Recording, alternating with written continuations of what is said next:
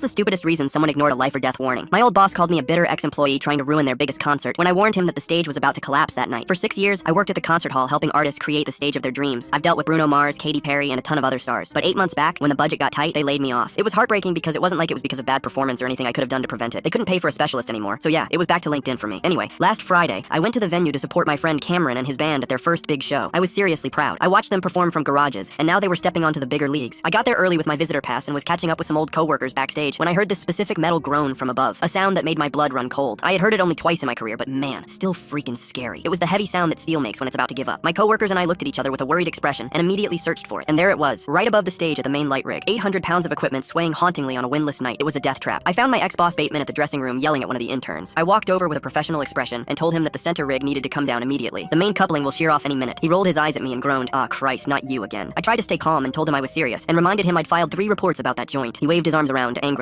Exactly. This is why I had to let you go. All these reports about everything couldn't tell real problems from your paranoia. I took a deep breath. I wasn't paranoid. I was trying to prevent bad things from happening. And I'm doing the same thing now. I pointed up at the rig. This is real. Look at those stress marks. He wouldn't even glance up. In case you forgot, you don't work here anymore. You're a nobody. So get out and stop making everyone panic for no reason. I stepped in front of him, stopping him from walking off. Sorry, but no. My friend's performing right under that thing. He smirked, leaned his face in just to spit. And if your friend wants to perform tonight, you better butt out, or they'll never perform anywhere. You hear me? He elbowed me, pushing me to the side while I stood there, hands in fists, frustrated. So now what? I let my friend get injured just to let them perform? I tried asking the other employees. Todd, the current head rigger. JC, the sound engineer. I begged them to listen, to adjust the band placement if we couldn't stop the concert. They just avoided me. You're gonna get us in trouble, man. I'm sorry. Bateman says we can't talk to you. The security showed up with Bateman, standing between me and the other employees. His face looked smug. You know what your problem always was? You always acted like a god here, always better than everyone else. Never thought you'd be replaced by someone younger and cheaper. I tried to stay professional. The coupling's about to shear. When those lights heat up, the metal expands and it's gonna fail. Bateman laughed. You keep yapping, but look around. No one is listening. You're just embarrassing yourself. But the more people entered the hall, the more the rig wobbled and swayed. Even the security guards behind him looked worried. Please, I begged. This isn't going to end well. That swaying isn't normal anymore. Bateman cut me off. You know what's not normal? Coming back to your old job trying to scare everyone because you're bitter about being let go. That stung. Really stung. I loved this job. I loved the people. And sure, the layoff hurt, but not enough to want people getting injured. Bateman turned to security. He's made a direct threat against our patrons. Get him out now. They grabbed my arms and started dragging me out while I kept pleading. People are going to die. Just move them back 10 feet. 10 feet. Bateman called after me laughing. This is exactly why we fired you. Can't let go. Can't move on. Pathetic. They threw me out on the curb, told me to go home, but I didn't. I called the fire department, but they said they needed the venue to request an inspection. I texted every band member warnings. Prayed to God I was wrong about everything. 3 songs into the set with the full light show blazing, I saw the flash of metal give way. 800 pounds of lights and steel crashed down onto center stage. The drummer's entire kit got obliterated. The bassist managed to dive aside just in time. But my friend Cameron got knocked down by a swinging cable. Red streamed from the large cuts all over his face. 3 others in the audience got hit by the flying debris. The crowd screamed and stampeded toward the exit, more people getting injured from the panic. The fire investigator found me helping paramedics and asked if I'd called about the rigging. He examined the sheared coupling and said it broke exactly where I'd warned them. The police on the site handcuffed Bateman, dragging him to the cop car while he shouted at me for sabotaging. The fire chief handed me his card. Heard you're looking for a job. Sounds like you could work for us or take that guy's job.